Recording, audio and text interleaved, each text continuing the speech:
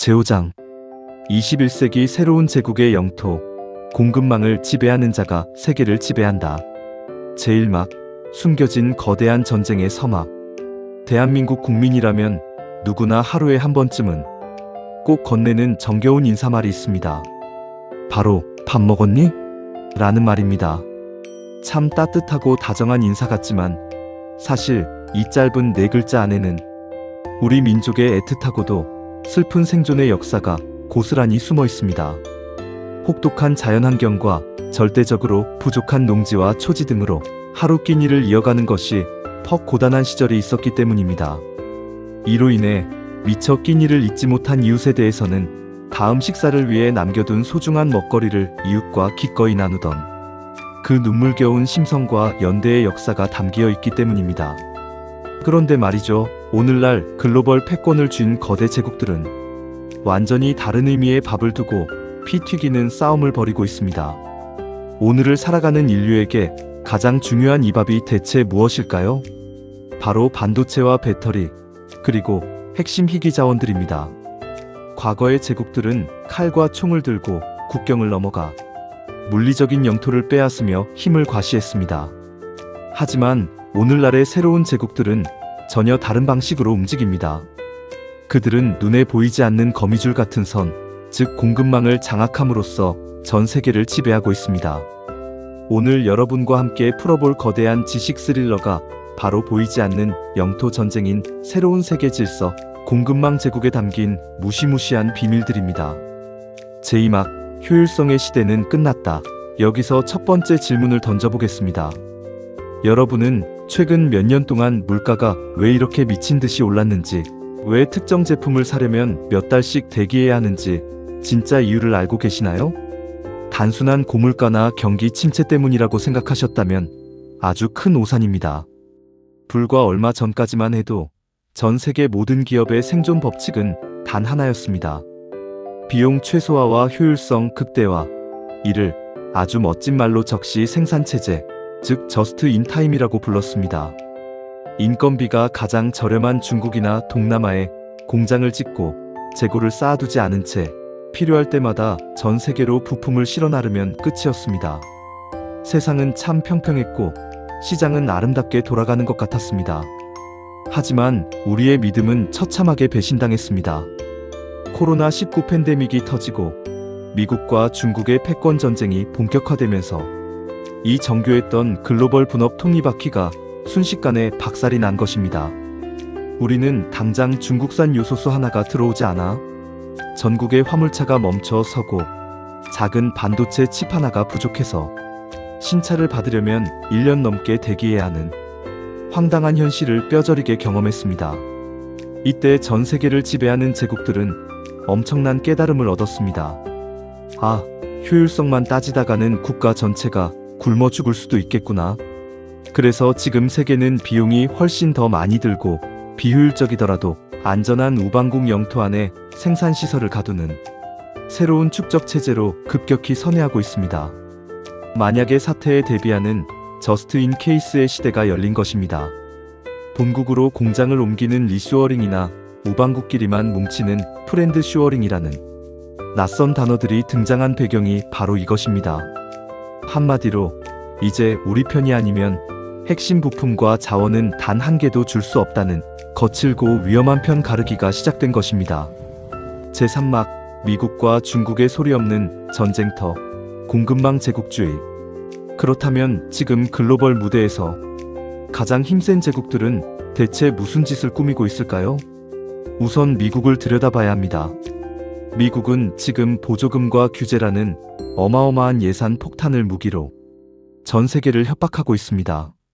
이것이 바로 그 유명한 미국의 반도체법과 인플레이션 감축법, 즉 IRA 법안의 본질입니다.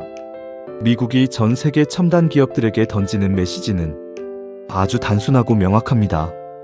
기업들아, 우리가 엄청난 돈을 줄 테니까 당장 공장을 들고 미국 영토 안으로 들어와라. 대신 앞으로 중국과는 절대 어울려서는 안 된다는 압박입니다. 아주 대놓고 전 세계 기술 공급망을 자국 영토 안으로 끌어들이는 현대판 공급망 제국주의의 정수를 보여주고 있는 셈입니다. 여기에 맞서는 중국의 반격은 더 소름 돋습니다. 많은 사람이 중국을 그저 물건이나 찍어내는 세계의 공장쯤으로 생각하지만 사실 중국은 글로벌 공급망의 가장 밑바닥, 즉 원자재와 핵심 광물을 완벽하게 장악하고 있는 자원의 제국입니다.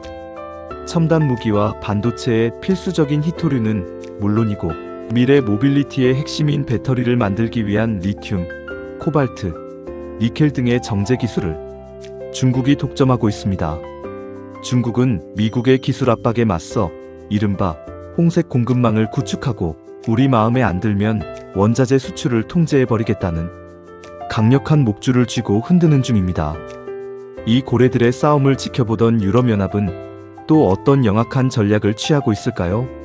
유럽은 환경과 인권이라는 아주 우아하고 정의로운 명분을 내세웁니다. 그리고는 탄소 국경 조정 제도와 공급망 실사법이라는 거대한 제도적 장벽을 세우기 시작했습니다. 탄소를 많이 배출하는 국가의 제품에는 엄청난 세금을 매기겠다는 것입니다.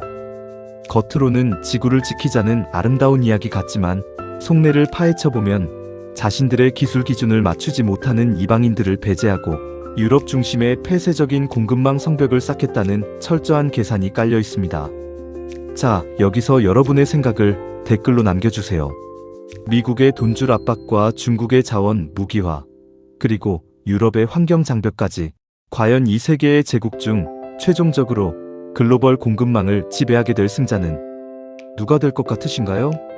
여러분의 날카로운 분석을 댓글로 달아주시면 정말 흥미로운 토론이 될 것 같습니다.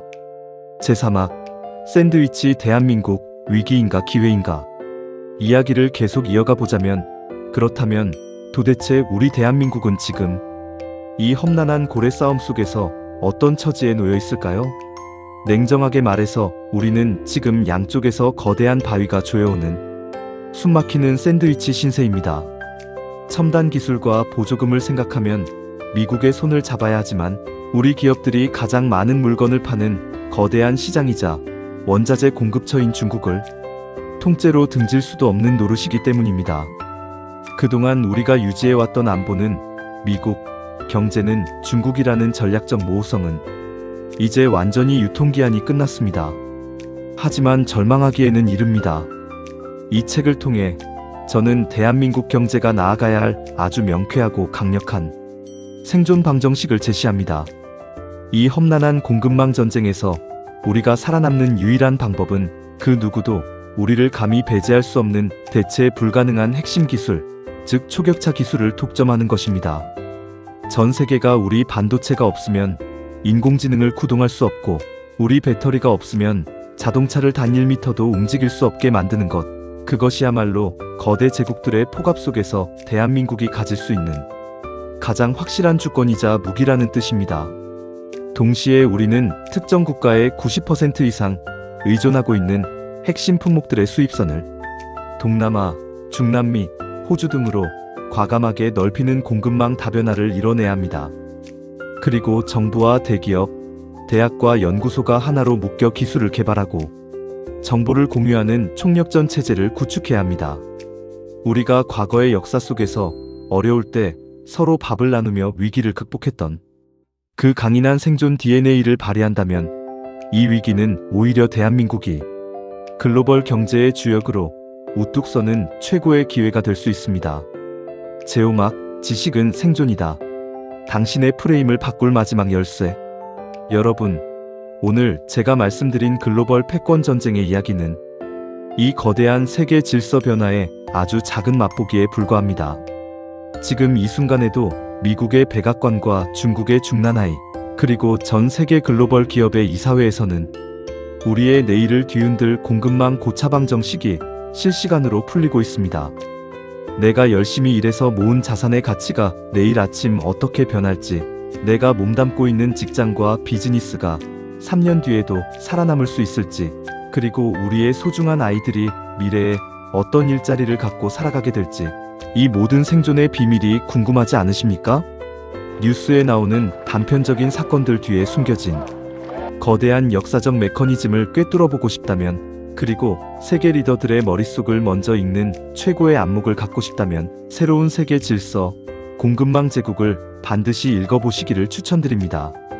지금 가까운 서점이나 인터넷 서점으로 달려가 이 책을 손에 쥐어보세요. 세상을 바라보는 여러분의 프레임이 통째로, 그리고 아주 완벽하게 바뀌는 놀라운 경험을 하시게 될 것입니다. 그런데 말이죠. 오늘 이야기를 여기서 그냥 끝내면 지식 유목민 여러분이 너무 아쉬워하실 것 같아서 아주 흥미롭고 소름 돋는 비밀을 하나 더 남겨두려 합니다. 우리가 지금까지 집중했던 반도체나 배터리, 자동차 공급망은 사실 앞으로 다가올 거대한 전쟁에 비하면 전초전에 불과할지도 모릅니다. 최근 전 세계의 모든 돈과 기술을 블랙홀처럼 빨아들이고 있는 초거대 인공지능 패권, 그리고 이 인공지능을 쉬지 않고 돌리기 위해 전 세계 제국들이 물밑에서 목숨 걸고 확보하려는 상상 초월의 핵심 공급망이 따로 존재합니다. 이 공급망을 장악하는 자가 진짜 지구의 최종 지배자가 된다는 말이 돌 정도인데요. 과연 반도체를 넘어 인공지능 시대의 심장이 될 이 핵심 공급망의 정체는 무엇일까요? 힌트는 우리가 매일 밤 아무 생각 없이 켜는 눈부신 불빛, 그리고 끝없는 데이터의 바다와 깊은 관련이 있습니다. 이 소름 끼치는 제2차 공급망 전쟁의 진짜 배후와 흥미진진한 다음 이야기가 궁금하시다면, 그리고 남들보다 한 발 앞서 미래의 부와 기회를 선점하고 싶으시다면 지금 바로 화면 하단의 구독 버튼과 좋아요, 그리고 알림 설정까지 꾹 눌러주세요. 여러분의 클릭 한 번이 거대한 세계 질서의 진실을 마주하는 가장 강력한 열쇠가 됩니다. 궁금한 점이나 오늘 영상에 대한 여러분의 소중한 의견도 댓글로 많이 남겨주세요. 그럼 저는 제6장에서 더욱 충격적이고 유익한 지식의 성찬을 준비해서 찾아오겠습니다. 지식은 생존입니다. 다음 시간에 만나요. 감사합니다.